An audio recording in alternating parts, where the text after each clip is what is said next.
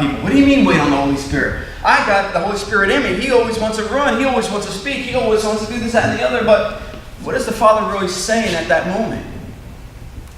Do we wait and hear what He really is saying, or do we think that we know what He's saying and we're going to go before Him? I never want to step before the Father. Has anyone in this room ever stepped before the Father? I have. And it's not a pretty situation, but He's so gracious. And He restores us. But the key is not to step before Him, because when we step with Him, the anointing flows like never before. We step before Him, man, then we're in a place of repentance. And then if we don't step, and if we wait and we miss it, then we're beating ourselves up. Don't let condemnation run your heart in the prophetic ministry. One of the things that people really struggle with is, you ever prophesy over somebody and they're just stone wall? No, I think. It's like absolutely nothing. They're some of the best people I like to minister to. You know why? Because then I knew I didn't minister to them out of my emotion. And I didn't minister to their emotion, but I ministered to their spirit. Yeah. And I don't care what people look like. You know, I've said this and I'll always say this. Most times when I teach on prophecy, I tell people to close their eyes, because it stops you from allowing you to minister out of what you see in the natural, because then you really have to be dialed into the Spirit of God. So, we have to wait on the Holy Spirit to hear, see, and feel what He wants to minister to. A patient prophetic minister will have more accuracy in their delivery, because they did not run before the Lord releases the okay. Secondly, we have to have patience towards the one that we're ministering to. That's another key that I see. A lot of people are not patient with the person they're ministering to. They just want to basically run over them to get the word out. What does that mean? I think there's times where we just have to slow down and be sensitive to both the Spirit and to the person that we're ministering to. It's like, have you been in a ministry and there's a line of people that just want to get up a prophetic word? Yes. You know, I've gone to some of these conferences, and it's like one after another, after another, and after another. And the person can't wait to get the mic from the other person. And it doesn't give any room to digest what the Father's trying to say. This is what I hope that's coming back to the church, is when we have multiple words, someone is there wise enough to decipher what's saying, and then package it in a way that everyone in the room can understand what the Father's really trying to say. Yes. Amen. I'm waiting for that day. You know what I mean? It's like, you know, I was at a meeting a few months ago, and my goodness, there must have been 20 words released in a 15-minute span. And I'm sitting there scratching my head, and I'm like, not one word had anything to do with the other word. Now, I was in this ministry with this group of people, and they're very profound, very deep, I'll tell you, it was a Chuck Pierce meeting, just to give you an idea. Guy's known around the world for his ministry. And I'm sitting there thinking, why are we having a meeting with 15 people giving, or 20 people giving a word in 15 minutes, and there was no order on that? For me personally, that bothers me, because what is happening to the person sitting in the chair that's not really understanding the prophetic, or they're new in the prophetic, or they are just coming out of being hurt by the prophetic, and now they got this going on. I believe the Father wants to bring patience back to the church, and gives us a time where we really understand that not everyone has to give a word. I think there's times where people are going to have words ran through some leaders before they give it from the mic, because we're like, well, maybe that doesn't line up with where we're at today. So, I'm believing the Father wants to give us patience. We need to have a level of maturity to see past their emotional excitement. You know, I was at this church just Sunday, and I love these people. And one of the things the person said is, you know, Les is here, let's drain him for everything he has. And I understood what he meant. And in one sense, he was joking, but the other sense, you know, they bring us in to help motivate their church and bring them into another thing. You know what? I prophesied 3 people out of 60. And I was A-okay. Because he knows that I'm not going to go prophesy over everybody if I don't have to. You know, there's ministries that call me up, and they're like, we want to bring you in, and we want you to prophesy over everybody that comes into the church. And I said, well, Pastor so-and-so, that's not me. I will not do that. That's right. And if you still want me to come, I will come. I'll share. But I'm not going to do that. And they're like, well, that's the part of, this one particular church said, that's part of being on the prophetic team is that you have to do that. I'm like, well, it sounds like it's controlled by man and not God. That's so right, yeah. I'm not going to participate in that. I said, but if you still want me to come and share the word, I'll come share the word. They finally realized that I wasn't going to budge on their request because it wasn't God-given request. And you know what? There was 85 people that signed up. I remember this one night, 85 people signed up for a prophetic word. You know what I did? I said, so this is how it opened up to me. I said, who got a word last night? Whole room raised their hand. Who got a word the night before? Who got a word the night before? It was a 4 or 5 day conference. I said, all you guys that gave a word, I'm trusting you to get up out of your chair and go take your name off the list. Oh, yeah, that's right. Out of 85, we ministered to 15.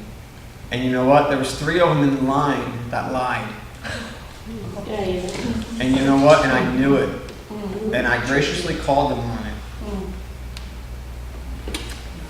Where are we going with the prophetic ministry? Don't be used, don't be abused, and don't use and abuse people through the ministry. So, anyway, we want to be patient people, but being able to stand and minister through the ups and downs of someone's emotions, you have shown the Father's love and patience. How many times have you ministered to someone and they're crying, or they're laughing, or they're jumping, or they're stone wall? The key is to look past the person's emotion, look past your emotions, and find the emotion of the Father's heart in that season. Because when you can find the Father's emotion, you've done your job. It doesn't matter how they react. It doesn't matter how they respond. It doesn't matter how you respond. It's how the Spirit of the living God responds out of you to them. It's the key that we're looking for. If you move from that person because of their emotional state, you may have just robbed them from them hearing from the Father due to the lack of your patience. Don't get annoyed with someone's habits. I see too many people get frustrated when someone comes up and, listen, there's a lot of immature people. We're immature at times. If we'd be so bold to say, yeah, I'm immature. And there's sometimes where I like to be immature. You know what I mean? And there's sometimes, well, you know what? I need to be mature. There's times where I like to hoot and holler, yell and scream and jump up and down. There's other times where I like to just be so sober. And you know what? And that ticks leaders off. Yeah. Because they think they're bringing in a prophetic guy that's going to yell and scream and shout and loud. And you know what? Most times when I get there, I'm pumped up driving up there. I'm like, ah! You know, I'm full. And I get there and it's like, as sober as I could be. And I'm like, God, what is going on? I think God just demonstrated that we don't have to be loud and crazy all the time to get the prophetic word out. But there's times when other people are being loud and crazy and you're sober, and there's times when you're loud and crazy and they're sober. It's discerning where the Father's heart at that time. We go into the next one. It says, love is kind. Kindness shall be upon our word at all times. One of the greatest things we can do as a prophetic minister is to break down the hardened heart. Doesn't it say that it's the kindness of God that leads a man to repentance? Do you think that the prophetic word can lead to someone to repent without ever addressing their sin? Yes. Yeah. Too many people are running around addressing people's sin and calling it a prophetic word. I can't stand it because it's not the Father's heart.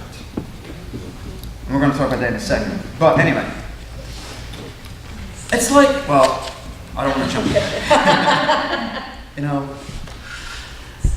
it's just crazy. I just said it, Romans 2:4, the kindness of God leads a man to repentance. Imagine ministering to someone that you can discern has been evil towards another, and their nature at that moment is anger. But as you allow the kindness of God to flow out of your mouth, God begins to break in, and we can defeat the enemy by speaking love and peace over their life. You are the vessel, you are the voice of the Father at the given time that you release the prophetic word. Represent the Father well. Let your words be represented so well that no matter how strong a person's anger is at the time that you're releasing the word to them, that the love of the Father comes out of your mouth, breaks the chains of anger off of them. Yes. You have the ability, it's the key, can you see past their natural state into the spirit of their heart? I mean, that's what the prophetic really is about. is to see beyond what people look like and see into their heart, into the depths of where they're at. Because what's the purpose of the prophetic? Pull out the bolts. Edify, Speak life and. We always want to pull out the treasure in the person's heart. Now, in that, see, a lot of people think that prophetic people should go around and give direction and correction and all this, that, and that. I have my thoughts on that. I don't think it's just a role for every prophetic person to do that. I think that's a role of a leader over that person or a prophet over that person's region and so forth. Because, well, I'm not going to talk about that right now. Does that make sense? It's like, also, when you're giving correction and direction, a lot of times it should be based on relationship. Now, I do believe that the Father can take us into regions and we can speak into people's hearts that we don't know about, but only if those people bring you in and honor you in that place. So you can be a major prophetic voice in Praise Tabernacle, but you can go to this church down the street and you have no authority or no honor, and the word is not going to be heard. And what do you do about that? Do you stomp your feet? Do you get upset? Do you yell? You know how many people I've had to minister to because they act that way?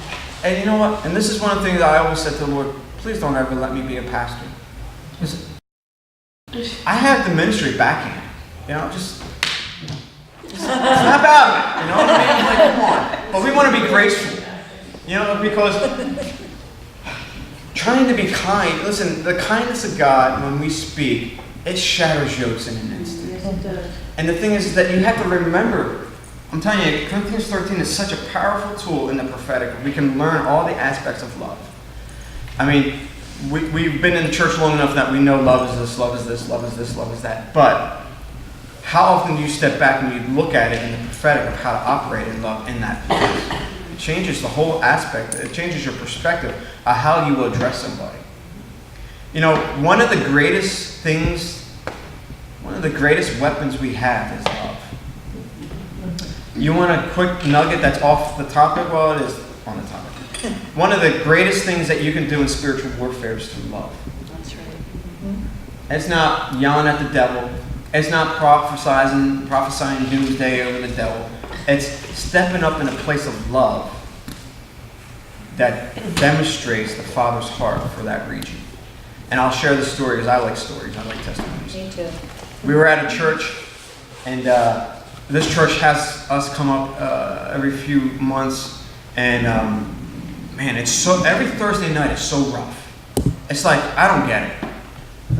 But we finally broke it. So I would bring someone else to come with me, and I'd be like, hey, you want to speak Thursday night? It's all yours, you know what I mean? I would set them up. They wouldn't have a clue, you know, that Thursday night was the rough night. So we went up a year and a half ago, Thursday night, I'm up there speaking up. I asked the Lord all week to bring angels, to have them do their thing, you know, prepare the place and all that, and let's have a powerful prophetic ministry. And I get there, I learned so many things out of this meeting. I get there, and I see visually an angel standing in the back of the room. And I'm up there just getting my tail kicked by this devil as I'm trying to minister. I'm like, this thing just kept getting, this distraction kept happening to me. And my dad was with me. And I brought my dad up because my dad has such a heart of intercession. I'm like, Dad, you know, you're going to come up and you're going to be my intercessor. You're going to stand with me. And as I'm doing this message, it was one of the hardest messages I had to get to me. And I look in the crowd and I see my dad, and it's almost like he's sitting there eating popcorn and enjoying the show. Not doing his job, right? And I'm watching this angel, and this angel is just standing there. And I'm like, I just don't understand what is going on, you know. I'm the child of the Most High God, you know. I got the prophetic voice. This thing should be shaking, shattering, and moving, you know. And I go back to the hotel room, and I look at my dad and said, Dad, let's pack it up. Let's go home. I'm done. 25 years in, and I finally am throwing in the towel. I'm like, I'm done, man. I don't understand it. And my dad, and I said, Dad, I said, what were you doing? I'm like, you're supposed to be praying. He's like, oh, is that what you brought me for? I'm like, that's what we talked about. I said to him, I said, do I have to prophetically speak into your life every moment to tell you what you got to do? You know, I was joking with him. And so we go to bed. I wake up in the morning, and I have this open-eye vision of this huge, it had to be 60 feet tall, sword. And it was just as tall above ground as it was in the ground. And this is the cocked thing. And so many of us are cocky. I thought by myself I could pull that sword out of the ground. Right? We think that we got it all, we can do it all. Lesson learned. Learn how to co-labor with heaven. Life is a lot easier. And I went and took a shower, and I was like, God, what are we dealing with here? And I heard the Lord say to me audibly, you're dealing with the spirit of death over this region. And we're going to deal with it. And I'm like, I don't have a clue how to deal with it, God. And I'm just being real with you guys. You know, I taught on spiritual warfare for 20 years. And let me tell you, this was a good answer. So I come out of the shower, and my dad just like his face is just white as could be. I'm like, oh my God, what happened here? You know what I mean? And my dad said, the Lord told me we're dealing with the spirit of death. Thank God, we're on the same page. Yeah. You know? And all day, I'm like, God, you got to show me how to deal with this thing. Because we run into the church, and you could just feel it in the church. You could see it in the people's faces. And in this vision I had, I saw two angels come, and one on each side, and just took this thing and popped it out of the ground. And I didn't have to do anything. So I was like, God, what's going on? And this is what I heard the Lord say. Les, you asked me to send angels to the meeting, but you didn't ask me to have them do anything. Oh, gosh. And I'm like, well, I just having an open conversation. I just said, well, Daddy, I just assumed you know what to do. You know what I mean? But the more that we grow in wisdom, the more that we have to understand how to move in the supernatural. And it brings the prophetic word so much more powerfully. So we get there, and the Lord kept telling me through the day, love is going to break this thing. Love is going to break this thing. We go, we worship, and it was all these sappy love songs. I'm like, this is not the beat that I need to break this sword. I need some rah, rah, rah, you know, I need something like, you know, some heavy metal, you know, AC/DC playing out there, you know, blowing up the speakers. And it's like all this like, love is in the air. And I'm like, no, come on. This is not working for me, man, you know? And we get done, and this girl goes, I got a poem. And I'm like, oh, sit down, you know? I'm not thinking about love. I'm like, sit down, man, you know? You just got saved a week ago, you know? And she's a great girl. And she reads this poem, and I'm like, what does this got to do with anything that's going on in the room? The last thing she says in her poem is, today the Lord is restoring our land. And let me tell you, that line had absolutely not one thing to say about the whole poem, but it hit me. And I got like fired up. I'm like, yeah, we're going to do it. And finally, I just felt like, Lord, I just invite your love in the room, and I invite those two angels that I saw to come and deal with this principality. And I just ask that you pull this sword out of the ground. And literally, we felt the room go. It was like death was literally lifted out of the room. You could look at people's faces, and their whole face was radiant. It was amazing. It was like nothing I ever experienced. And people were like, something like just happened. Like, I feel alive. I feel like I can go out and accomplish things. The Lord came and dealt with a spirit of principality where I didn't have to do anything except ask him to come along through love to deal with it as we co-labor with heaven. And I think it's the same thing that we see in Daniel 10, when Daniel did the whole intercession, and the angel came with him, and then the angel went and dealt with the demon of Persia or Asia. The angel dealt with it. Now, I'm not saying that always the angels are going to deal with it, but there's something about us just learning how to move in love. I know that has nothing to do with the prophetic, but it does. Because everything about your life, if you hunger for the prophetic, it's entwined with the supernatural realm. If you're trying to pull a prophetic word out of your own mind, then you're not in tune with the supernatural realm, and it's just going to fall on its face. Or it's going to stir someone up falsely in their emotions, and they're going to fall, and they're going to run and hit their face on the ground. Good word. Everything is dealt with in the supernatural realm. And I believe that God wants to bring a people to a level of maturity that we have not walked in yet. We see, we hear, we read stories, we hear other people doing it, and I believe that is coming into our land. So love is kind, right? Be kind. You know, what is one of the most kind things you can do for yourself? Love yourself is good. Yes, absolutely. That's one of my big messages. Love yourself. If you can't love yourself, you ain't going to love anybody. Always invite the supernatural to have its way in your life. Yes. Check it out in Judges. It'll change your life. All right, love does not envy. Now remember, we're talking about the prophetic, and this is all about how we view people. As you stand in maturity, we must release powerful words that will elevate another person in ministry. We must never envy a word that is released over another person. And that's one of the things I see in the church a lot is people get envious over someone else's word. Have you ever experienced it, heard it, or seen it? Yeah. I see it all the time. And I'm like, how in the world can you be envious of that person's word because you have no idea what they're going to have to go through to fulfill that word, or you have no idea what they had gone through to get to the point to be able to receive that word to push them into the next level of their life. And I believe there's such a jealousy in the church, and there's such a jealousy in the prophetic voice that is being released through people that I've seen so many prophetic ministers jealous over the word that they spoke over someone else's life. And I'm like, how can that be? Be full of love and joy of what you are doing. Because if you're truly ministering in the authenticity of the voice of the Father, there's nothing more pure than that. I love it. We must never envy a word that is released over another person. To be envious towards someone else cancels out the power of love. Envy can destroy what God has meant for good. Be secure in who you are. I haven't read these notes in years, but isn't that still true inside me? Isn't that good? Do not ponder on what a word you may share over someone. What does that mean is, if I prophesy over someone that, they're going to come into the riches and they're going to go over the nations and they're going to do this, that, and the other, how should that affect my life? Only one way. I should be joyful for what the Lord has spoken over their life.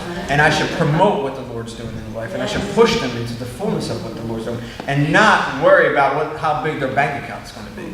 Because my spiritual bank account gets bigger and bigger and bigger every time I prophesy and not be envious, but minister in patience and love and kindness. My bank account goes... I mean, how many of us want our bank accounts just to go...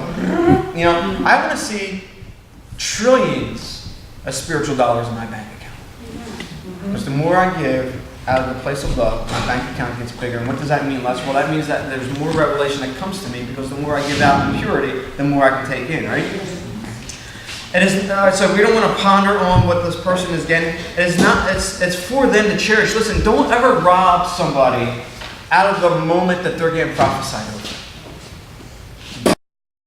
And I see this time and time again, that people always try to pull someone out of that state of ministry to try to talk to them about the word that they just got. Why don't we just let the person alone for a little bit? Let them, take in what the Father's saying to them. And, I believe that God is bringing up leaders in the church that are going to be able to address other people that are operating in this. Listen, they're not bad people. Please don't take it that way. They're not false prophetic people. They're not false prophets. It's just that they may lack in some maturity that they need to grow in. And we all are growing in our maturity, right? Amen. Absolutely. Listen, none of us are going to hit the level of maturity until we enter into eternity. You want to hear something really cool? Yeah. I just thought of this.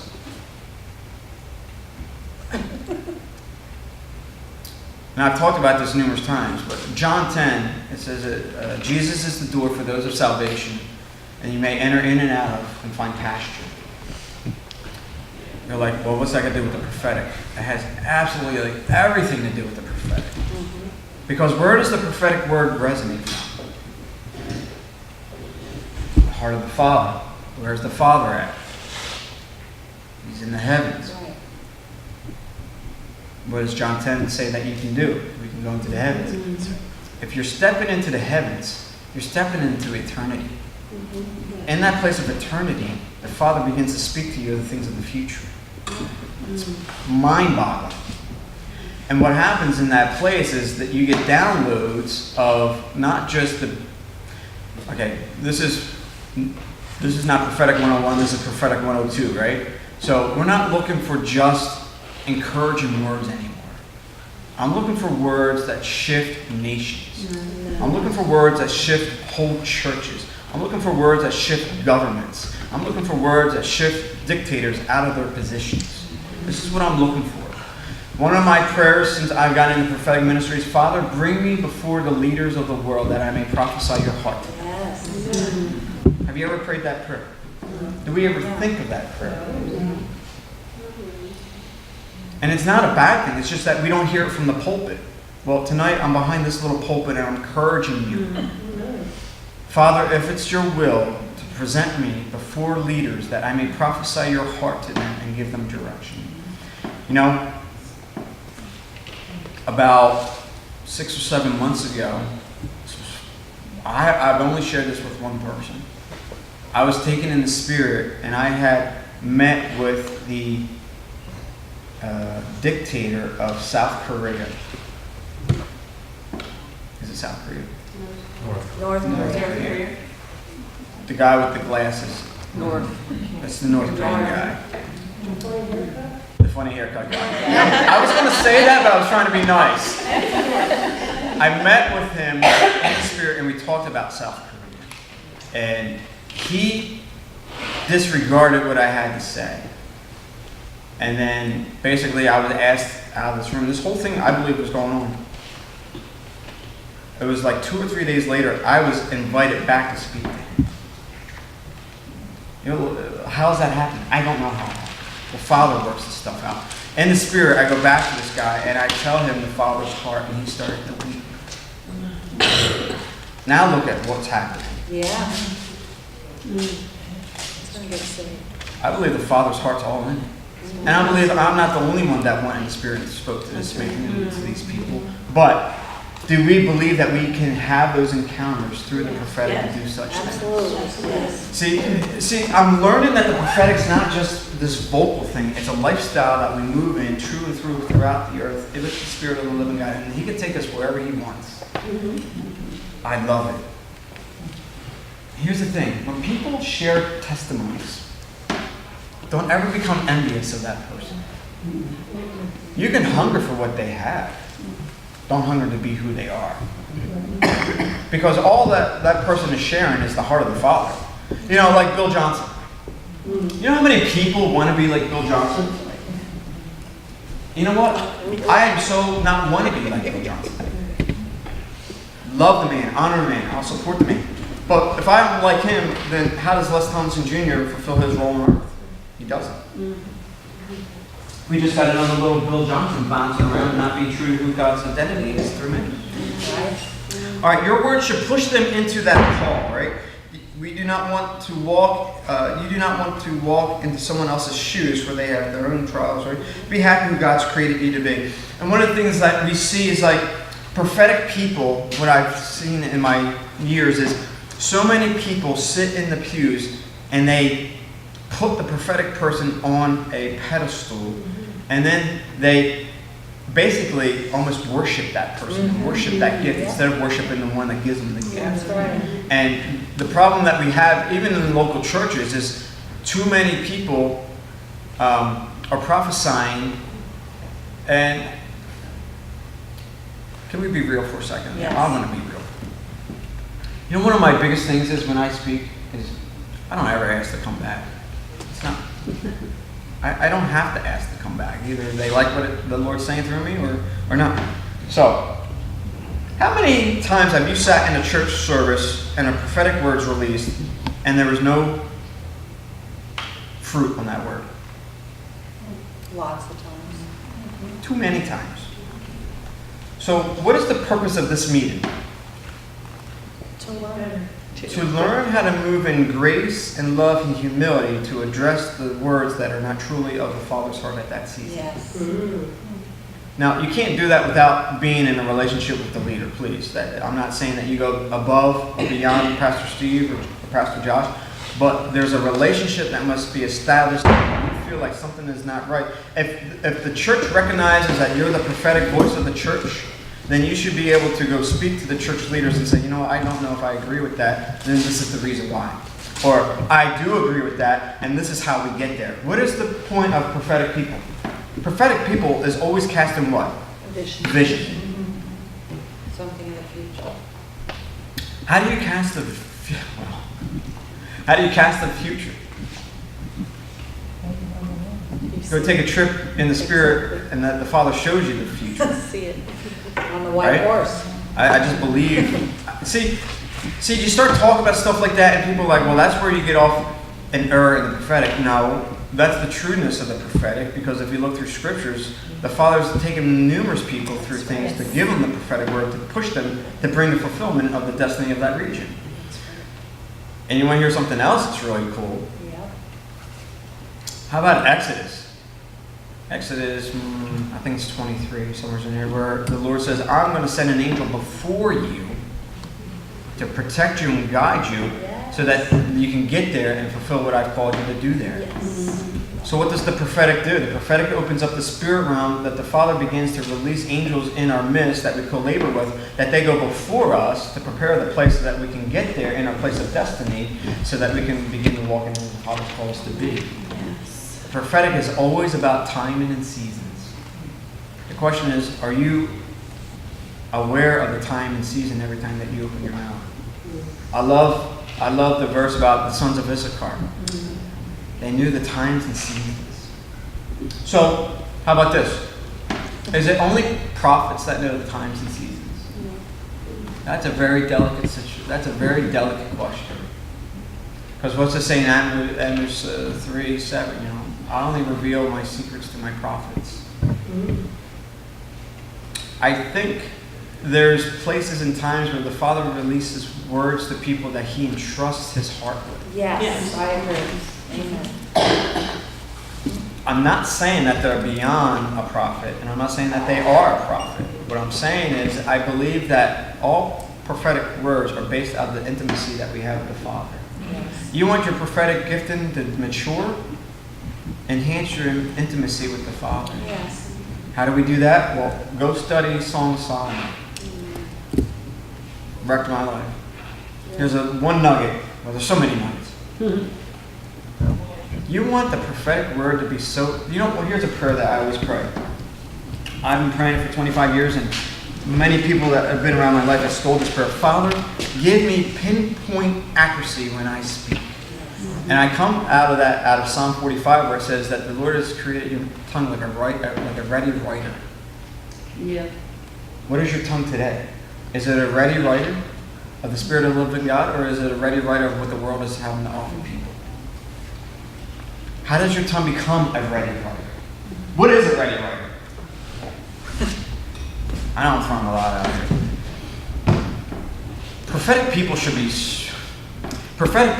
scribes. What does that mean? Your life should be such an example that everything that you do touch, say, Right. move on, has a prophetic influence. Does anyone believe that? Yes, I do. Is that too far? Say that again. I don't even remember what I said, but Everything. listen, we're looking to be prophetic people. We're looking to enhance our prophetic gifting. So everything that I talk, everything that I read about, everything that I touch, everything that I move, every way that I walk, everything that is about my being should be wrapped around the prophetic, which is wrapped around the supernatural, which is wrapped around the intimacy of the Father. Yes. Amen. So we got to go backwards. You got to get to the intimacy, to get into the supernatural, to get into the prophetic, to get into the heart of the people. That's good right there. I'm glad that's on tape. So it's a double-sided coin, right? Yeah. It's like we always want to get to the prophetic, to get to the supernatural, to get to the Father's heart. Yeah. The key is to get to the Father's heart, to get to the supernatural, to get to the people's heart. Right. And when we learn how to do that, the prophetic ministry is such a beautiful thing, because there's no straining, there's no forcing, there's no, man, I got to get on my knees for 30 hours to pray. It's because I was in the presence of the Father. I'm radiant within His glory. His glory moves me into the place of supernatural, which exposes the heart of the people around me, and then I begin to release the heart of the Father over them. Amen. And the problem is that we're not spending enough time in the presence within the supernatural to go out and be a true minister of the prophetic, because we so want to run out and be the prophetic with a lack of the supernatural that's really missing the place of intimacy. Amen. So when we learn how to move in the place of intimacy, intimacy crushes everything. It crushes my level to try to be up with somebody else. Listen, don't ever try to compare your prophetic anointing to anybody else. That's right. Because your prophetic anointing is not for anybody else. It's for you. And you, and you, and you, and you, and me. how did we deal with that? You just say, Father, give me a spirit of humility. And some of us may have to ask that for days, weeks, months, years. Some of us may have to only ask for once. But don't ever compare your ministry to somebody else's. Because when the Father created you, there was never 2 pages of the same person that He created. I mean, science proves that. There's not 2 people on the earth that have the same DNA. So how can you look at your ministry and compare it to someone else's ministry? Their DNA is different than your DNA. I love that they say, even twins, I think they say it's like, the best is like 50% of their DNA matches. I don't get it. I don't understand it. I'm not a scientist. But I do know that my ministry... How about this? My ministry... Now, I might sound arrogant. Prophetic people sound arrogant in the place of humility because we just haven't talked about it enough in love. Or demonstrated it enough in love. And your ministry, everyone in this room, your ministry is top-notch in the Father's heart. Yeah.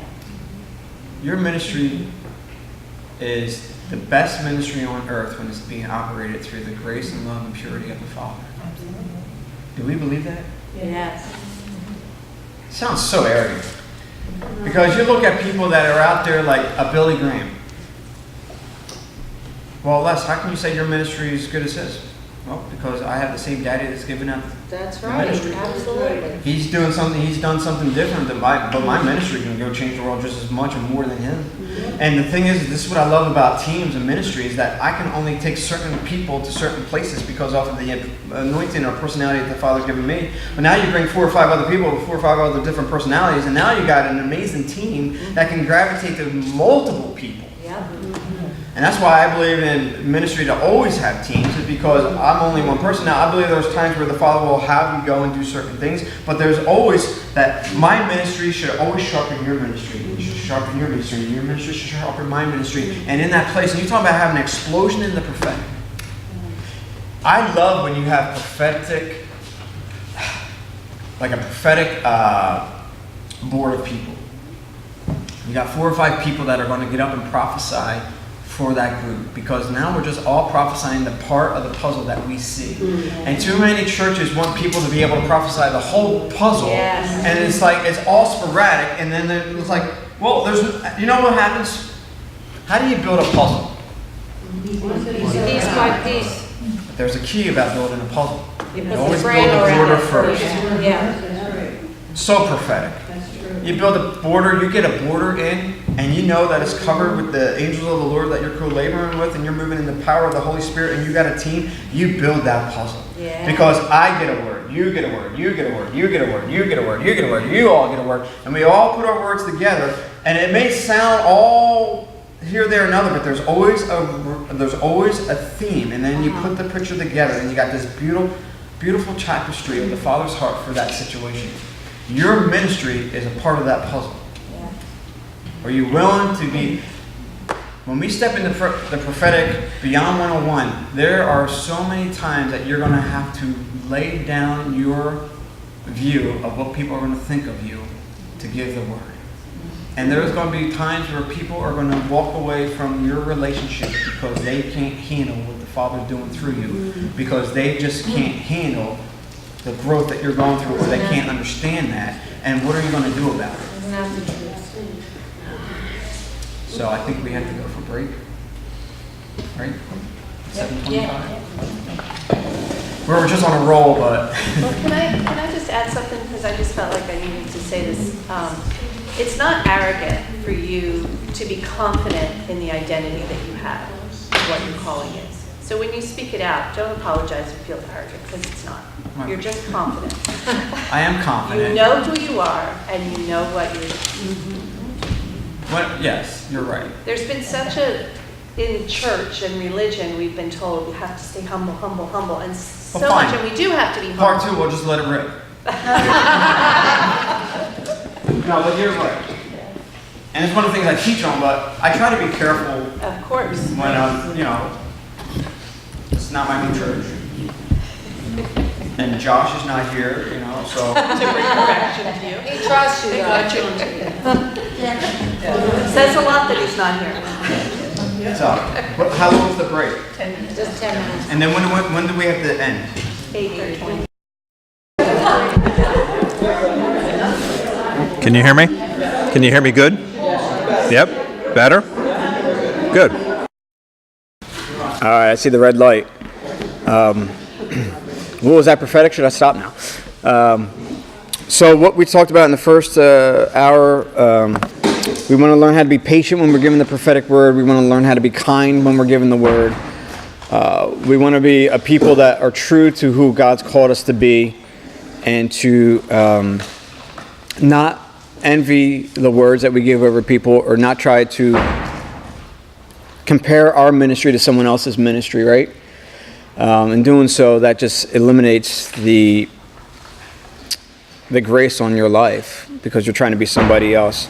So we're talking about how we apply Corinthians 13, the love chapter, into the prophetic ministry to go beyond just giving an encouraging word. And I think, maybe we'll stop a little early, maybe if we have questions or something, to try to address some of the things that you guys may have in your heart. But let's jump in. We're over on verse, I guess we're still on verse 4. Love is patient, love is kind, it is not jealous, love does not brag, and is not arrogant. And, love doesn't boast. And I want to just read this for a second. It says, this is an interesting one as we look at it through the prophetic eye. As you minister, you should never have to boast about yourself. Your gifting makes way for you. Let your gifting do the work. Now, I want to be clear about that. When we share testimonies of faith, that's not you boasting, except boasting about what the Father's doing through you for the kingdom. Don't let anyone rob that from you. I love testimony time. It says that, the spirit of prophecy, is the testimony of Jesus is the spirit of prophecy. So we want to be A-okay to share. I love sharing stories that the Father does in the kingdom, because it builds faith in people. It builds faith in myself. Like, wow, he really did that. I love that banner. He's a supernatural God. And, we were at this church a couple weeks ago. And as I told you about the network, I never met these people. So we go to the church, and I had a couple notes that I was going to speak on. And typically what happens is my notes just go out the window, and because I'm not a note person. I'm trying to stick to this because I wanted to try to get a couple points out that I felt in my heart. But I literally really never write notes for ministry. But anyway, I'm in the middle of trying to do this, and I'm like, this is not happening. I'm looking at people's faces. I'm like, I got to shift gears here. And so finally, I start talking about the reality of who God is and what He's doing in my life. And God showed up, and some wild things were happening in the service.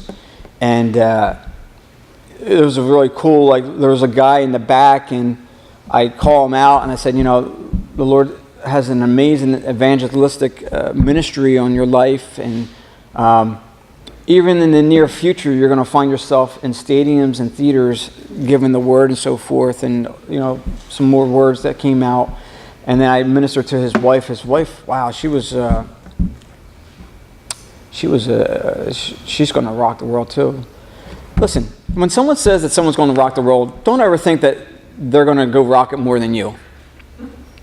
I used to think that, well, are they saying that they're better than me?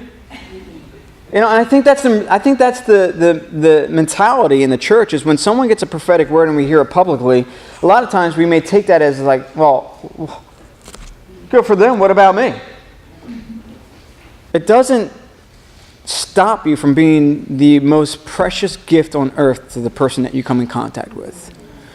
Don't ever get hung up on someone else's word.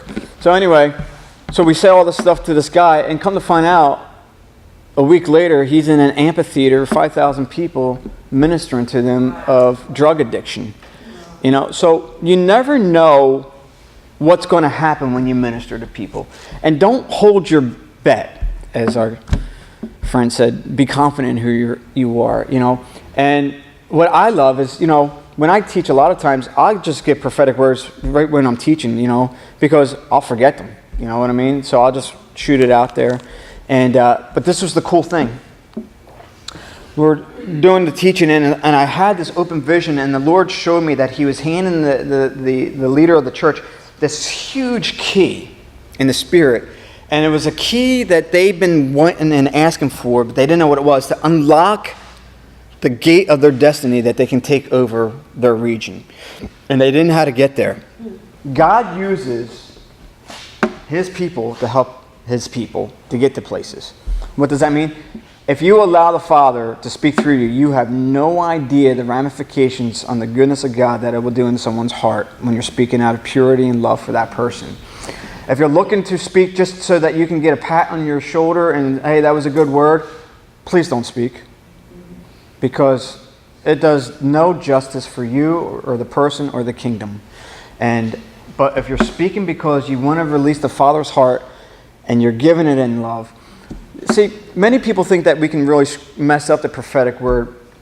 Here's the key. If you're speaking in love, you're speaking in the hopes that you're going to push that person into their destiny, you believe that the Holy Spirit's speaking to you and you're giving it in grace and love, how can you go wrong? Even if you miss it. The word's over here and you're like way over here, you know what I mean? You still have the grace because the Father will bring it around. And the problem is too many times people want to put a label on the person because they realize the word was over here and they're speaking over here, and then we call them a false prophet. Well, that's just, it's stupid. You know what I mean? It's immature. But I want to talk to us in this room about, well, we're going off my notes, so that's good. About, you guys basically are mainly, most of you guys come to this church, right? Is that true? For the most part? Most of you? How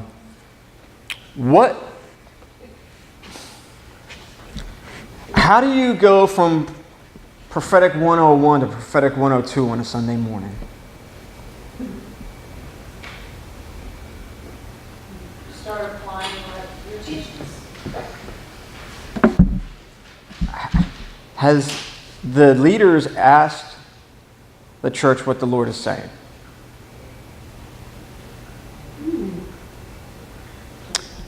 Has anyone in this room, and I'm not asking you to answer these questions, but there's something, or we can. I mean, Josh can watch it and do whatever he wants with it. Is anyone in relationship with the leaders of the church that they recognize the prophetic gifting in you? Say it one more time. Does the leaders recognize the prophetic gift? Are you or the leaders of the church building a relationship with one another in the atmosphere of understanding that you have a prophetic call, that you can hear the voice of the Lord for this church?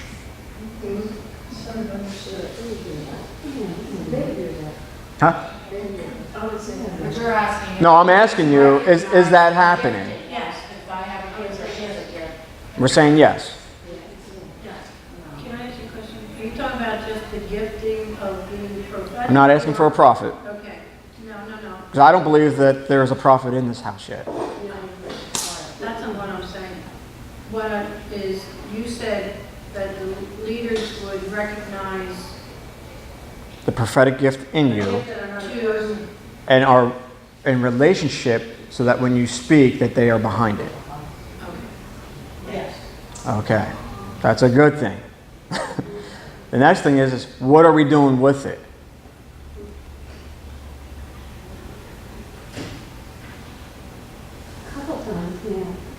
A couple times something has been said, and when they gave the sermon, it fed into the sermon. So a word that was spoken before the sermon aligned with the sermon? Yeah. Okay.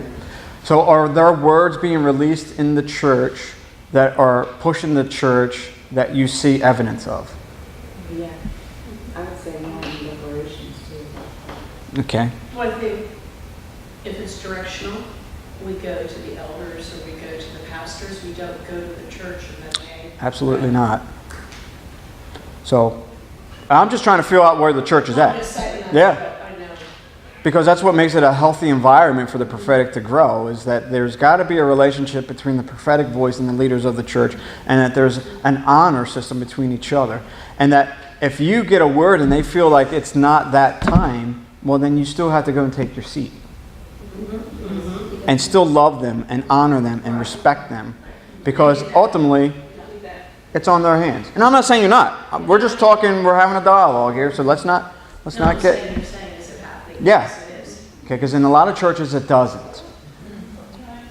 One of the things that happens here regularly is Lynn has the prophetic team, and they give words, and then there's one Wednesday night that Josh as the apostle takes those prophetic words and puts them how that they relate to the church, right?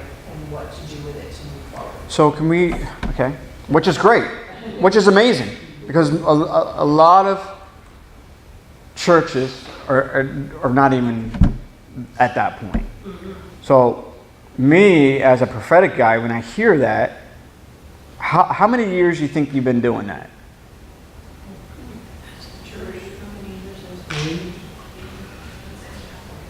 And doing it? Let's just say it's been going on for at least 3 years, 4 years. Right, but they didn't have the apostolic putting prophetic into place before. But So what my question is how long roughly do you think from the monthly prophetic words being wrapped up in a nutshell and being released from the apostle over the church? Year, 2 years, 3 years? 2 years. Okay. And we're just talking. Yeah, I'm saying 2 years. Because this is what will help us. So in those 2 years, let's say, and I have no idea, let's just keep it simple. Let's say that there was 100 prophetic words released to the church, which is astronomical. How many of those words truly came about?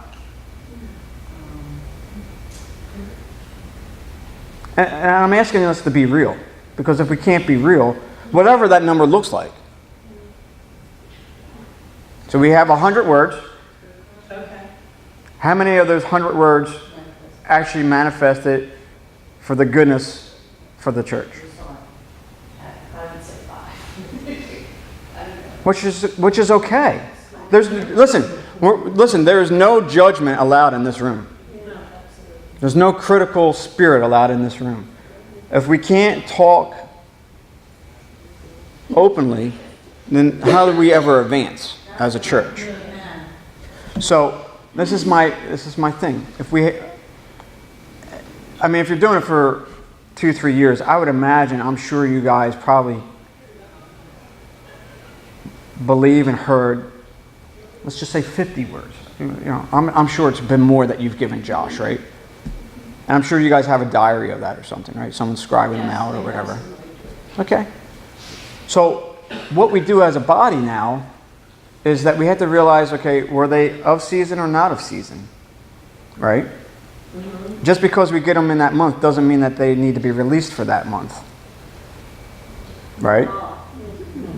Right? And then what are we doing once the word is released? Are we talking about, are we too deep? Should we back up? I mean, I'm not here to offend at all. I'm here to help guide along where we're going as a church, So, can we just say that, do you think it was 100 words? Or is that too many? Too many.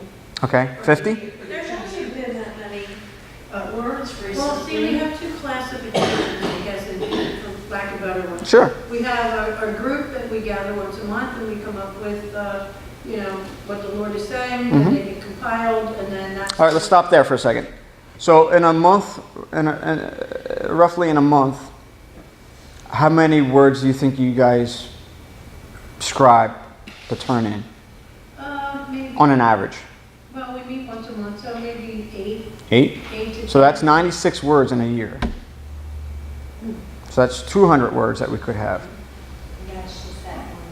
Now, that's in our group. We're just trying to come up with some... And then there's words that are given in the church. Yeah, I'm not talking about those words. Because what I admire is your guys' heart to get together as a group to find out the heart of the Father collectively outside of the church. That's beautiful. I I would sow into that left and right because there's not that many ecclesias around here that are doing that. It's one of the things that we teach on. So I truly honor and bless that, and I want to see that grow. I want to see that blossom. Since we're going beyond 101, right? We're talking about 102, so it gets a little touchy sometimes. If we're scribing 2 words a month, it's 24 words a year. How many 20 out of the 24 came about? You know what I mean? So we're just looking, and I'm trying to get to a point. What is the Father really saying? How are we really packaging it? And then how do we begin to process what He's saying to go after it, to get it to manifest in the body? And is it just, one more thing, it's the words that you guys believe in that the Lord is speaking, is it just for praise? Like, is that what you're focused on? For the most part. Which is great because I love prophetic groups that have goals. Like, you know, how many times have you gone into a prayer meeting? You mind if we just throw my notes away and just talk? Yeah. How many times have you been in a prayer meeting and the prayers are all over the world and nothing has been hit? I believe that the Father wants to bring prophetic groups together that have a strategic heart and have pinpoint accuracy what they're going after, and then begin to apply their faith to that. Because I've kind of stopped going to a lot of prayer meetings because they don't like the idea of let's go after this. You know, and I'm going to give credit to Pastor Wes Newell, who was the pastor of the assemblies down in Cape May for many years. We would have monthly prayer meetings, and we would just pray for our county. And we had a map, and we would go through every town. And that was it. That's our agenda. We're not out in Alaska and Egypt and wherever. We're focused. So it's good that you have the group. So the question is, are you guys focused on praise? You're saying yes. Right? We're focused on whatever the Lord wants to say. Okay, so can we narrow it? So can we back it back up and then just maybe for a month say, okay, Father, what is the focus just for praise for this time for the next 3 months? See, because what we're doing is now we're trying to be good prophetic stewards of the Word. So instead of always, for lack of terms, we don't want to be rabbit bouncing around trying to figure out what the Father's saying. But if we go before the Father with a strategic heart, He's going to begin to fulfill that question that is upon the heart. Does that make sense? Like, I love that you're gathering, and please never stop that. I love that you're just, here we are, God. I believe that for sometimes. But how do you build a building? You get a team. You get designers. You get people that are dedicated to that project. You get a structural engineer that designs the foundation. Who's the structural engineer of this church? Outside of Jesus, it's the apostles and prophets. Right? What's it say? It's the apostles and prophets. Jesus is the chief cornerstone of the church. Come on, guys. This is good stuff. So when we get focused on where we're going, then we can begin to build instead of trying to get this. Oh, this is the curtains we're running, or this is the windows we're running, or look at the shingles we're putting on. Let's get back to the foundation. Sometimes we got to step back. Now, praise has been around forever. But my question is, prophetically, where has it gone from the time it's been established to where it is today to go into tomorrow? You know what I mean?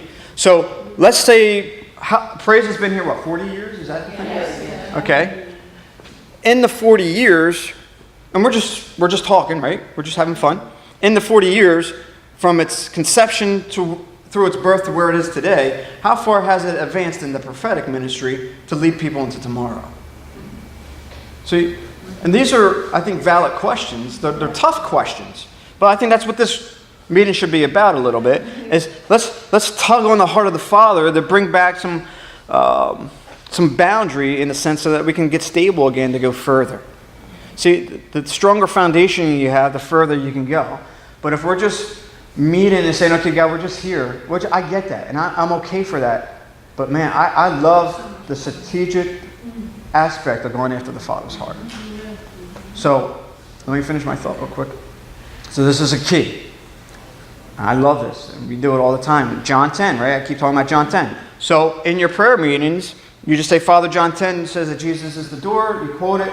By faith, we're going to come into the presence of the Lord in the heavens. Now, Father, speak to us about the next 3 months for what you would have. Because what is the purpose of the Lord sharing all?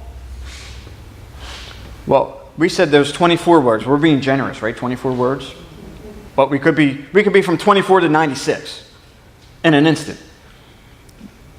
As a prophetic guy, my question is, what is the purpose of the 96 words?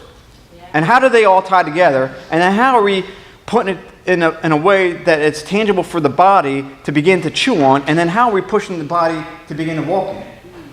So these are the things that, see, I don't get a chance to talk about a lot of stuff because it's beyond the regular edifying, courage, and comfort. It's about actually bringing some stability and foundation into the prophetic to where we really know what the heck we're doing.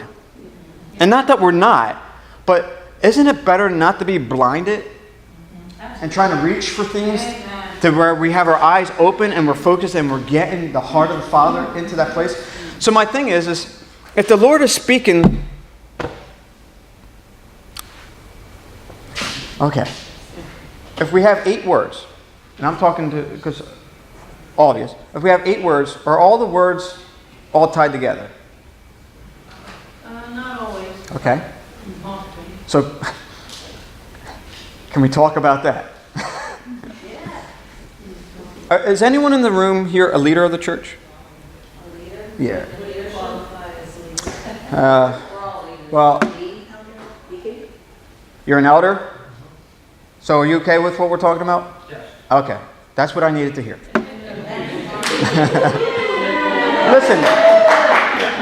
Listen. I just did something very important for us. Yeah, that's hard.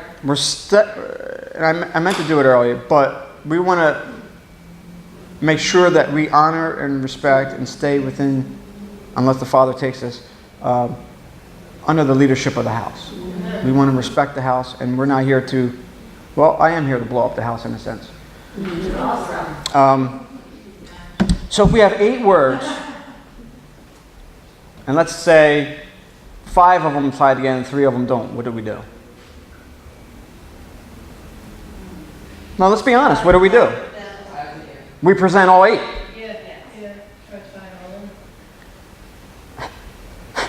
All right, if we present all 8, and 3 or 5 are not really what the Father's really saying, well, then we just invest the time into something that we don't need to be investing into. So what we need to do is that we need to ask for the spirit of wisdom to come upon us and figure out what's really being said. And the people that are in those words, in that group that are getting the words, to be at a place of maturity that they can handle, like, well, maybe that word is not at this season. We're going to hold on to it. We're going to scribe it down. We're going to write it. But maybe it's for another time. So we don't want to be people that is offensive and say, you know what, your word stinks. Keep it. That's not what we're saying at all. But what we're saying is, you know what, we want to be wise, powerful stewards of the prophetic. What is the Father saying? Well, what if there's only 1 word out of the 8? Will we be mature enough to say, you know what, we only agree collectively that 1 out of the 8 is truly what the Father's saying at this time, and that's what we present to the church. We're just trying to find a balance, and I'm not saying that we're right or wrong. I'm just saying, for me, as a prophetic guy in here, that the Lord could release 96 words through a year through the church. Well, either they are words of sovereignty that happen just like that, right? We speak it and it happens. Or I can't imagine what 96 words looks like for a church in 1 year. I can't imagine what 24 words look like for a church in 1 year. That's hard for me in the sense of just looking at the... And I'm not saying the Father can't do it. It could work. It can work anyways because He's supernaturally amazing. But if there's a team that's applying it and understanding how to move through it and then putting it out there for the body to get nourishment out of it, okay. Do we need to change topics or are we okay? All right. Is it in tune with what we're talking? Okay. I just want to stay where we're at. Go ahead. So,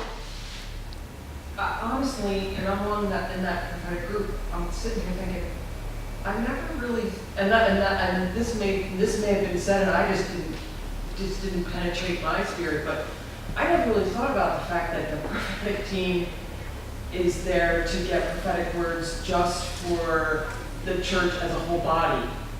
Like, do you know what I'm saying? Like if there are 8, I'm sitting here thinking if there were 8 and 5 seem related and 3 did not, my question to myself is it possible that those 3 other words are just to minister to individuals? It could. But then I'm thinking, but I never really thought about the fact that we're in that room once a month, really gathering words from the Father for the body. So let's back up. So what is the main purpose of the meeting every month? Well, you said just basically whatever you're saying, Father, speak to us, right? Right. So, okay, so if we look at that, God's a God of order, right? Yes. Let's just be scriptural at it. And I haven't sat through them, so I don't know how it works. I mean, I'm still lavishly in love that you guys are even doing what you're doing. I mean, it's amazing to me. It's great. But if we got something going, let's figure out how to really strategize in a way that's really going to benefit you, your time, your devotion, and then the movement of moving Praise Tabernacle. Because I hear what Praise wants. I hear the heart of the Praise Tabernacle. So that's what we want to hear what the Father's saying to get us into that place, to give us the wisdom to get to from A to B to C to D to E to F. So if Praise has been around for 40 years, trying to move in the prophetic, and we got A through Z, where do you think Praise is at? These are good questions. I mean, in reality. In reality, there has been a shifting that's been happening, because what's happened, in my opinion, I've been here for 20 years, almost. There's been a lot of release of prophetic, then there was a kind of a quiet lull. Then there's been a move back into the strong prophetic, but now it has the apostolic covering, and I just see the shift that's happening in the church to try to put the fivefold, which is great, together. So we're just at the beginning of that. We haven't even quite gone all the way over there. When Josh did the fivefold ministry, we had the evangelical table completely empty, so that's a little bit of a problem. which is, yeah, it's mind-boggling. I've been in a few churches lately that got the same issue. I'm like, evangelists should have filled out from the get-go, you know. But it didn't mean So, but what you're saying, Pam, is that's basically been going on for 2 or 3 years now, though, right? So my question, we're still back to my question is, how far advanced did Praise Tabernacle move since that time?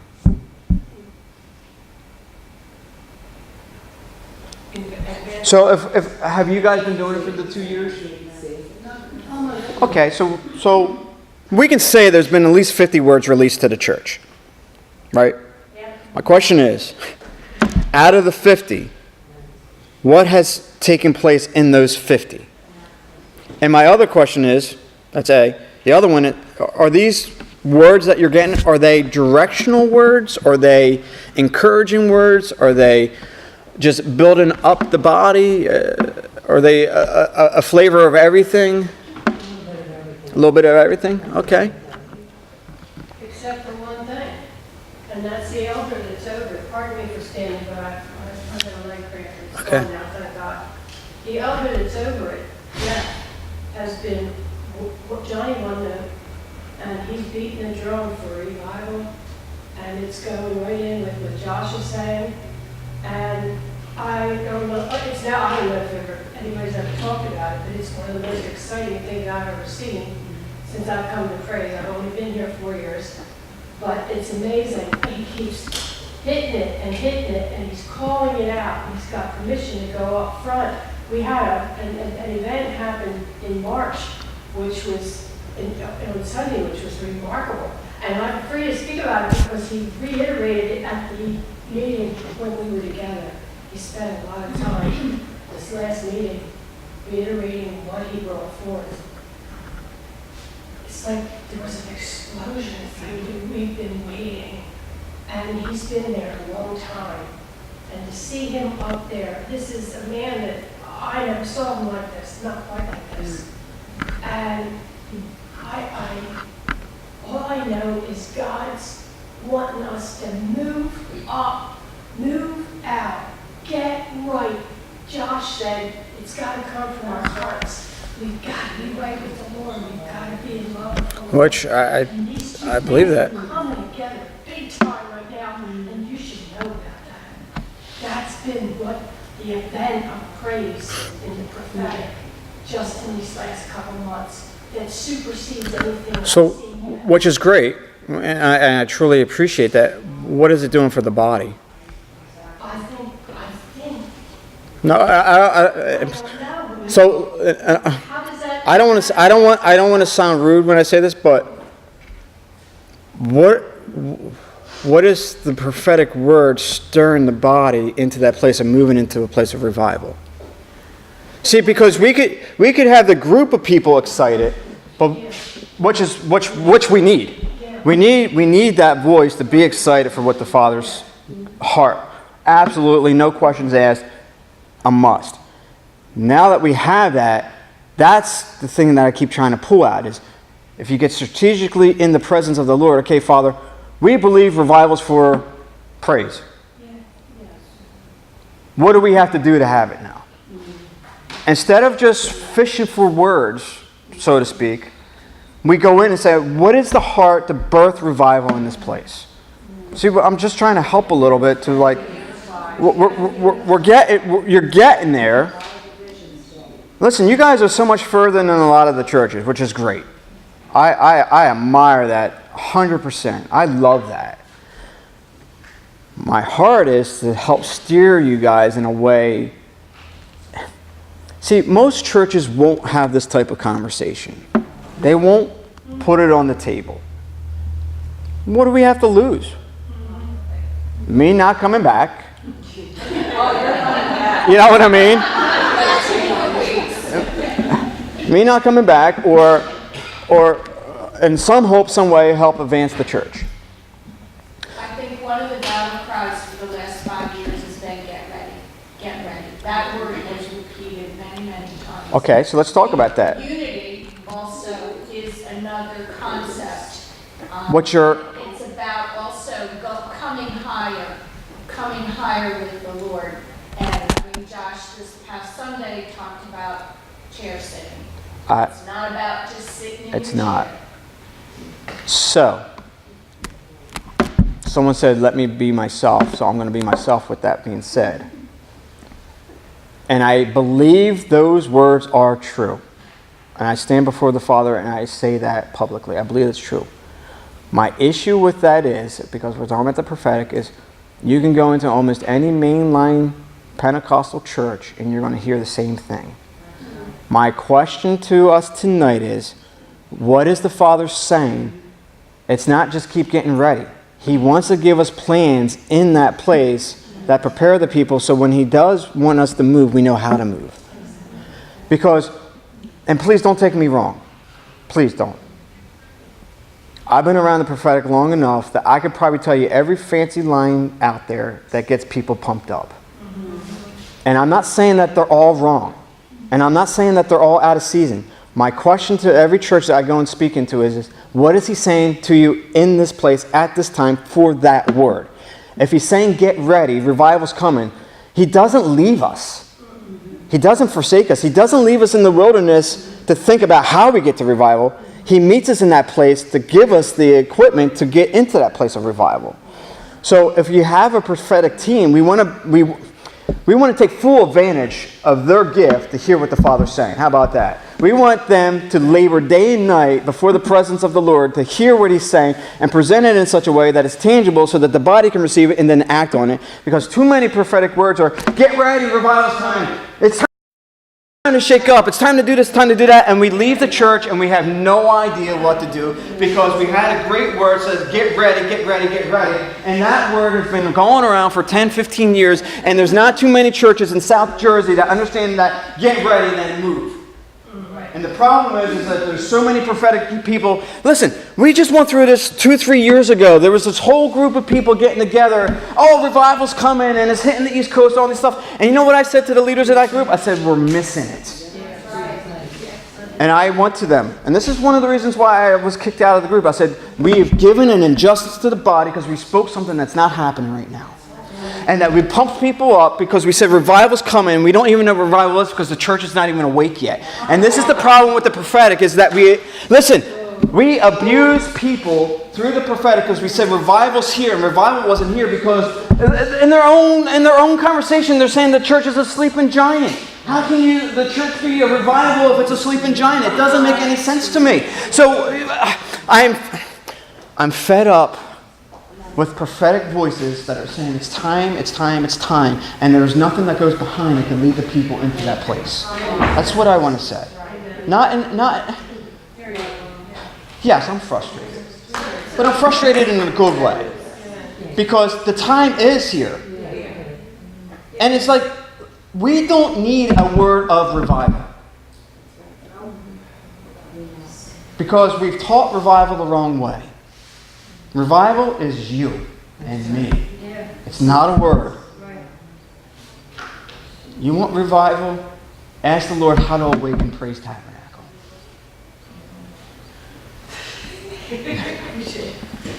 I don't mean to challenge you, and I'm not saying I disagree with you at all. I agree 150%. So what, as the prophet that's here right now, tell us, what is the key between the word that we're getting, it's time, wake up, get ready, that's going to make the people actually wake up?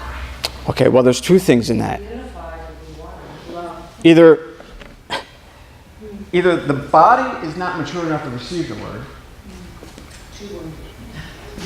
or there needs to be healing for the body to receive the word, or the words that are being released are not directing the people to fulfill that word. So you can have prophetic words, and this is something I try to tell leaders all the time. I'll come into a church and they're like, God, Les, what is the Lord saying about our church? Boom, boom, boom, boom, boom, boom. This is what the Lord says for your church. Listen to them for a month straight after I leave that church. Not once do they address what the Lord spoke to them in that meeting. So we can have things, and we can talk about them behind the doors, and we can tiptoe around them behind the pulpit, but if we're not hitting it day and night to get the people either healed, restored, or moved, the word's it's not going to take alive in their heart. It's a great word for prophetic people because we feel like we heard the Father's heart, and you did. No questions about that. I don't have a problem with that. My problem is how do we move forward once that word is there? And it comes back to teams. It comes back to relationships. It comes back to what is the woundedness level in the church? What has the prophetic done for the church? Who has been hurt through the prophetic in the church? How has the prophetic broke the chains upon the church? What are the leaders doing to advance the prophetic in the church? How are the leaders standing behind the words with the prophetic in the church? How are they teaching on it? So, and I know you guys are dabbling on all of it.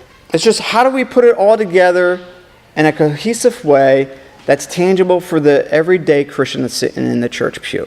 And they're all at different levels.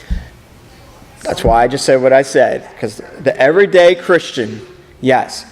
And this is why we need to be good stewards. And I keep using this word, good stewards of the prophetic. Because the true prophetic word can break through any barrier at any level of any Christianity. And that's why I'm asking kind of hard questions. What are we doing as prophetic people for the church? What words are we really getting? And listen, there's revelation, interpretation, and application. Okay, that's the three basic keys of the prophetic. Revelation, interpretation, application. And I'll say to you guys, you're getting a revelation. How are you interpreting it? And then how are you applying it? Just a question, because it seems to me that you just deliver prophetic word. Connect the dots. If you're taking all these prophetic words, you would assume there's a common denominator, which is what the Father is actually trying to say. I'm hoping. So my thought would be, if we have those prophetic words, why not take them pray on them, find the common denominator, and start from here, going forward to deliver to the church, to the body, what God's actually saying. Because, I mean, sometimes you have to pause and evaluate. And it seems like that's where it's at right now. And then that word gets delivered to the body.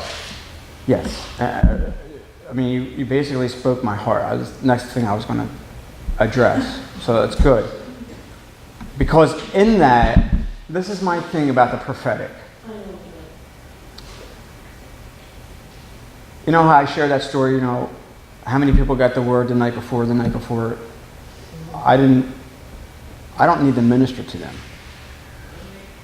My question is, that's why I kept asking, is there a common theme of what the Lord's saying, or is it sporadic?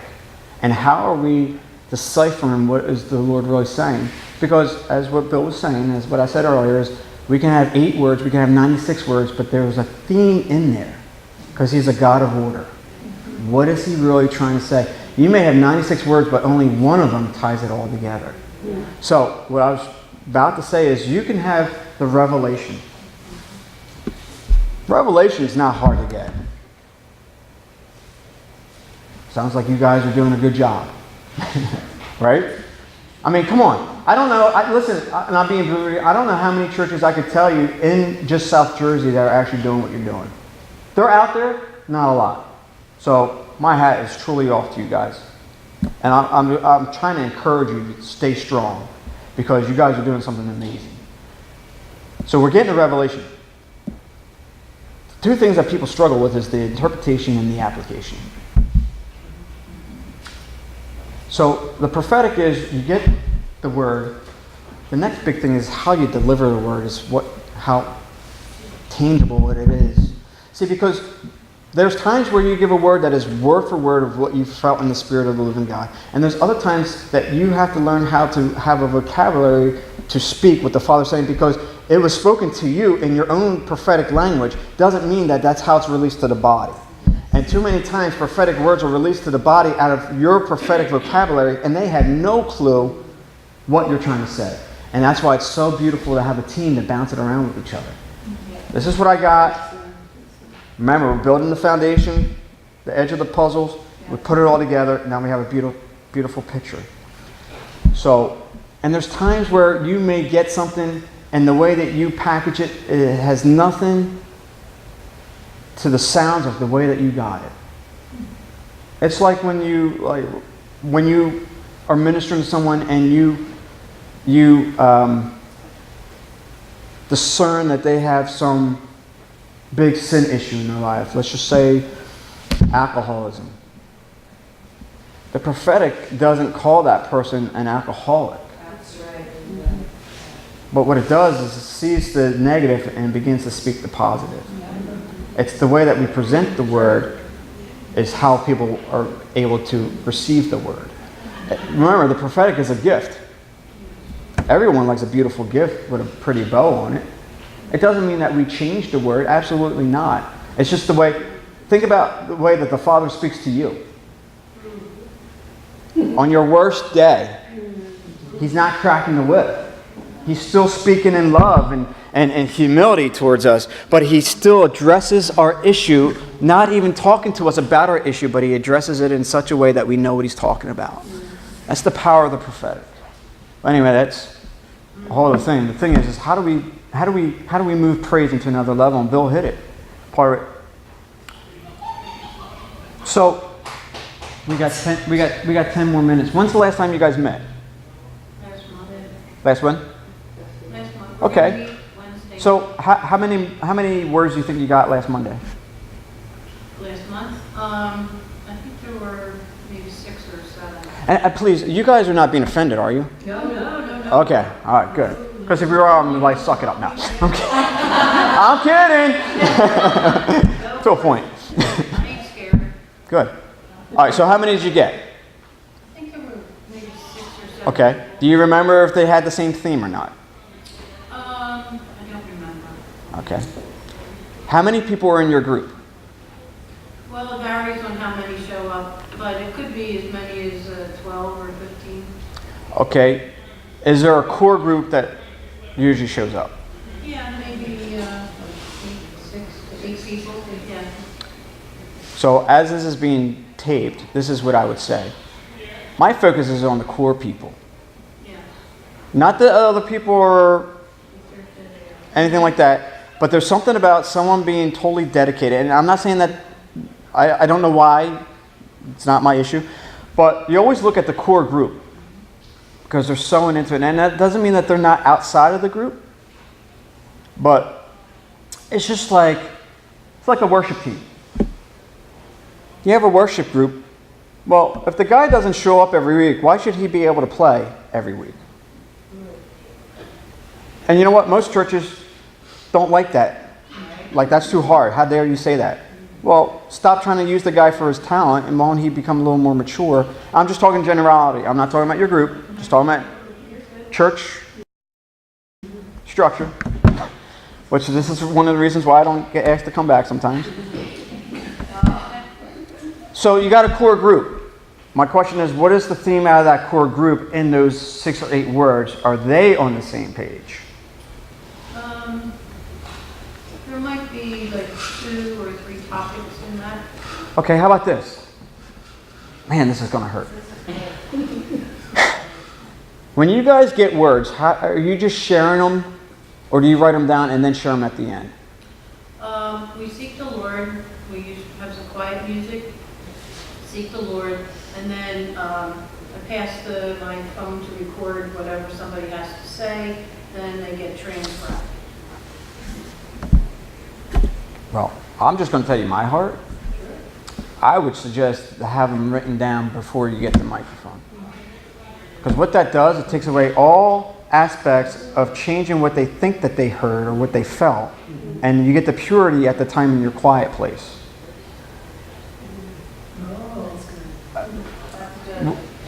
Listen, I'm going to use a word, and don't take it the wrong way. We don't want to manipulate the prophetic word. So it's very easy to change your course without even understanding that you're changing your course, because let's say Pam gives a word and it resonates in my spirit. Now, because it resonates in my spirit, I may change the language of what I was receiving, and now it begins to connect to what you're saying. But it may not even be supposed to connect. See what I'm saying? Yeah. God, this is so good. Yeah. We just want to be wise. You know, so if the Lord leads you to say, hey, we're just going to scribe it out. And here's the thing. You don't have to have it scribed out word for word. You just want the premise of what the Father's saying. And then you can elaborate on what the Lord is doing at that time. You know what I mean? But do you understand what I'm trying to say? Like, it's so easy to change what is being said in our heart because of what someone else just spoke. Yes. We want to stay true to what the Word has spoken to us at that time, in that moment. So, you guys have any questions or comments?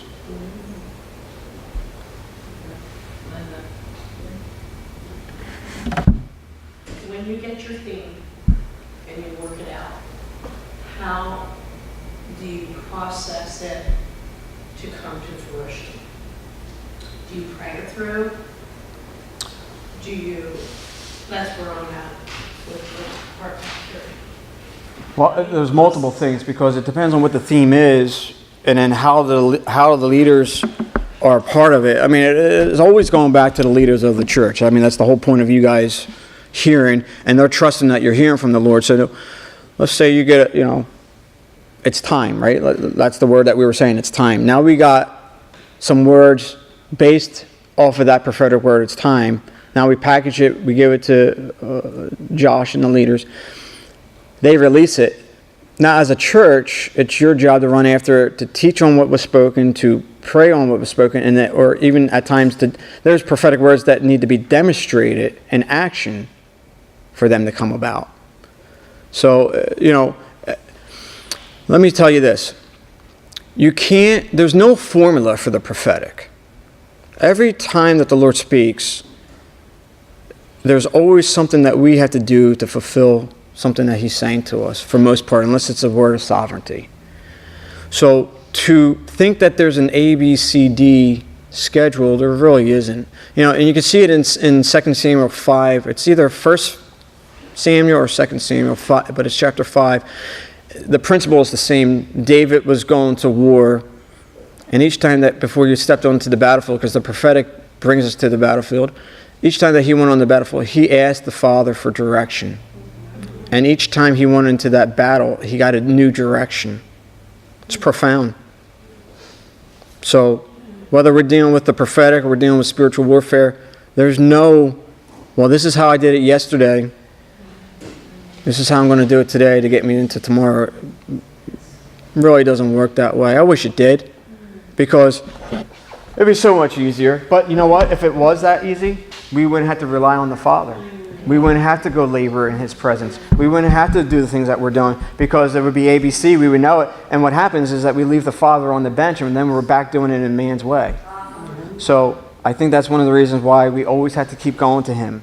And I think that's why He does give us pieces of the puzzle in the prophetic, because that keeps us in line and accountability to keep going before Him to get the next step, You may get 8 steps, but it might be the 10th step that actually makes it come to fruition. So I think that's where, and I'm not saying Linda because I haven't been her past since she took over, but I think sometimes we lack, I've been coming here for 30-some years, 35 years, we lack the processing of the words to press into them, to have them come to fruition. And that's the thing we need at first. let me say something about that. Never put a timetable on it, because some of the biggest words, we may think it's going to take a long time to happen, where it can be in an instant, where we think some words should be in an instant, it can take a long time. Like just my own life, and I can only speak about my own life. It was spoken over my life 25 years ago to be where I am today. So it's taken 25 years of process to get where I'm at today. But then there's other things in those 25 years that I thought, man, it's going to take forever, and they took moments of time. So the biggest thing is just keep hearing what the Father's saying. But let's try to be good stewards of figuring out what is the heart of the Father really in that. And if there's some outliers, in a sense, that don't make any sense, well, it doesn't mean that we throw them away. We just have to take another look at, well, why is that being said? And here's the other thing. Which one needs to be said first? Does that make sense? Thank you. Any other? You had mentioned about demonstrating what is spoken. Can you think of an example of that? Okay, well, we're talking about it's time. We don't need a prophetic word anymore that it's time. It's just the livelihood that we live in. I mean, it sounds so basic, but it's not. Because we're looking for something, that's the problem with the prophetic. We're always looking for another prophetic word to add to the prophetic word. When it's time, sometimes that's the prophetic word. It's just getting up and living in that supernatural lifestyle of, okay, I love what you're saying. Josh taught on, what was his title Sunday? No more chairs or whatever, what was it? No, that was just one of the details. Oh, okay. I don't remember. We talked about missions. It was go. Time to go. See, we can keep talking about it, time to, and listen, the church has been talking about it's been time to go since Jesus died on the cross. And we're still talking about it today, and we're wondering why we're at where we're at. There's some things in life that you just need the prophetic word to jumpstart your heart, and then you run after that. And in that time, the Father will give you some revelation. So like my life. Guy comes to me and says, I see you like a screaming eagle. You're going to be this, that, and the other. You're going to be a prophet, blah, blah, blah. It's been 25 years of running after the Father's heart to get to that point. So it's been a process of demonstrating my love affair of the Father in the public figure, which I'm not afraid to, most cases, to say what I need to say. And if it offends people, it offends people. Or if it doesn't welcome me back, it doesn't welcome me back. That, for me, is how I demonstrate the prophetic word over my life. Is no matter what, I stay true to what I know the Father's put before me. And And here's the thing, what's going to happen with this prophetic ministry is that when the fear of man rises up, you don't need a prophetic word to get over it. You already just need to dismantle it. You know what I mean? Because if we're going to really go after the prophetic word for where praise is going, well, some people are going to challenge you. And you may challenge people. The thing is that we stay in a place of love, purity, a sound mind, humility, and grace. And leave it at the Father's feet. You know? This mentality that we think that every time we speak has to be accepted is just hogwash. Because we might not have said it right, or they may not be at a place to receive what we said at that time. So, anybody else? I just wanted to say, earlier when we were talking, I think one of the issues is unity. There's too much division amongst people, even in leadership, and I feel like God is waiting for you got to do the right thing, because I mean, I don't understand how, especially when it's within leadership, you know, everybody's the revival and all that, it is us, when you can't even make things right with your brother or sister. Well, I'm not going to talk on that because it's not my church. I know, I'm just saying generally, I don't want anybody specific, but it's in a lot of churches. Unity in general is just a bad representation of a word that we don't understand. So, you know, if we don't have, that's why I was asking, is it okay to talk about, if we don't have unity in this, how are you going to have unity out there? If you guys are part of the group of hearing what the Father's saying, there's not unity around this table, well, my goodness, we better back up and work on that foundation again. You know what I mean? And this is what I'm going to say, is if you're in that time of getting words and someone says, well, I don't know how that word really aligns, as I said before, well, you have to be okay to either accept that or be able to explain why you think that it is the heart of the Father at that time. And the biggest thing is not to push your ego to get your word accepted. You know, if we're fighting to get our words accepted through ego, well, please don't speak, because your ego is just flaring up the works of the devil. So, I just love how you're challenging and building this foundation, and it's just so good. But I also want to just say that, you know, as a church, I feel like we have come so far. You know, it's like we're now seeing the next step. mm-hmm. But I just really want to honor our pastors and even the Sure. fact that we're all here. That's why I keep reiterating that I am amazed what you guys are doing. It is really just a testimony. And Yes. just, you know, don't walk away from this discouraged. No. How far we need to go. But because we've already come so far. No, this is so healthy if we allow it. As I said earlier, I've been in so many churches that won't even think about having this conversation, even within 3 or 4 of the people. So this is so good for your church. It's so healthy. If we don't allow the devil to rob us, or allow him to put thoughts in our head that were not said, or try to manipulate things that were said to try to fit into our own little thinking, this is what makes a church thrive. Is that we can be honest and open and honor each other for where we're at, trying to promote the kingdom where we live. So I am 100% behind you, Pam. And that's why I've said it a few times, I admire what you guys are doing, and that's just not lip service, that's my heart before the Father. Like, I so wish many churches that I go into have this. You know, like the church that I was talking about a couple weeks ago, they had us back for dinner, and I think that this church would have done the same thing similarly. The pastor turned to me with his elders sitting at the table, and he said, now, that's the first day I met this guy. And he turns to me and he said, well, tell me what you see that is wrong with our church that we can fix. Talk about honoring each other. And you know what I said to him? I said, honestly, brother, you guys got it going on. I said, I'm sure there's kinks and little things that we could probably talk about. I said, but you guys are doing an amazing job. Keep at it. I just kept encouraging them, you know.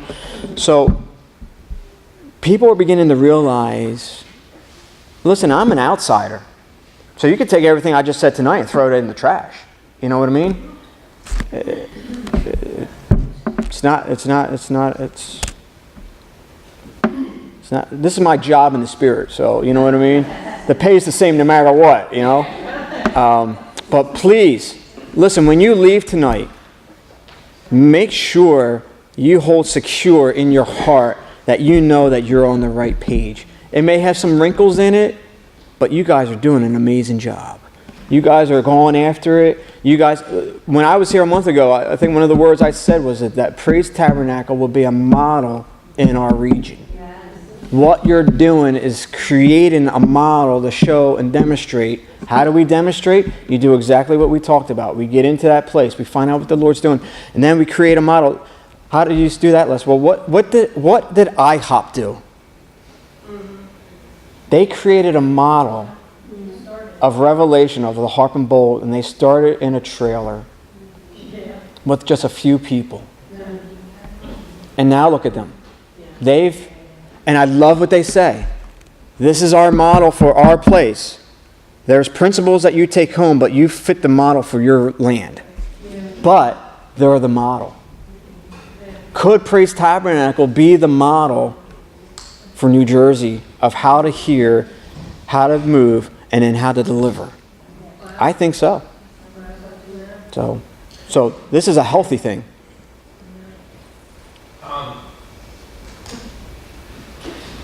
I actually got a prophetic vision.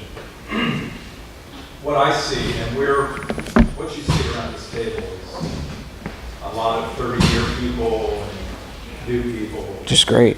And I was on my way back from Philadelphia, and we were talking about the Eagles.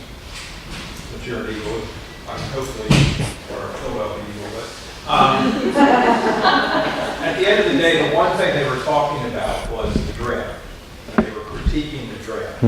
The one thing that the announcer said was, the reason the Eagles have been so successful is that next man in mentality. And that's the one thing coming here. We've been here for 6 years. We've always been encouraged to be that next man. And the vision that I saw was that what I've seen with our leadership is that they have developed that sandbag mentality. They've seen the leaks in the duck. They've filled that with sandbags. And I think the leaking has stopped. The dam is getting strong. That's great. And I think, last night I was talking to Josh. I hear it from the pulpit. We're not getting tickled. Every Sunday I walk out convicted about something that the Father wants to say personally to me. He's just speaking through Pastor Steve or Pastor Josh or John or whoever happens to be speaking. And I'm encouraged because I was new to the prophetic. When I went to Walter School, first thing I said was, I can skip this class because I'm not prophetic. The biggest thing was, it was declared over me that you are, and then it was activated. And how did you activate it? By using it. And one of the things that Pastor Steve said to me is, prophetic takes action. He gives us direction, but if we don't move, it doesn't happen. So I think this is encouraging because I believe that you were sent here with that prophetic word to bring unity with one common goal. And if it just starts with the people in this room, that's power. So much power. I mean, we just look at it biblically. 1 sends 1,000 to flight. 2 sends 10,000. There's what? 2, 4, 6, 8, 10, 12, 14, 16, 18, 20, 21 of us.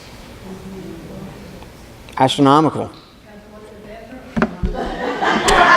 But yeah, I mean, that's one of my biggest things in the prophetic is a lot of times you have a prophetic word, but a prophetic word falls on a deaf ear if there's no action applied to it. So, again, how do we demonstrate it? As I said, if it's here, it's here. You know, if we believe that word, then we just act on that word. So, I mean, I think what Pastor Steve and Pastor Josh are doing is an amazing job. I think you're right. I think they're finding certain things that may need to be tweaked or addressed or whatever, and they're being men of God to address them. You know, it may come in their own fashion, at their own timing and stuff like that, but at least it's coming. And I love what they're doing. I support what they're doing, you know. I get behind, I don't know Pastor Steve that well, but I get behind Josh 100%. I take him on my team any day, you know. So hopefully something was accomplished tonight, you know. So bless you guys. All right.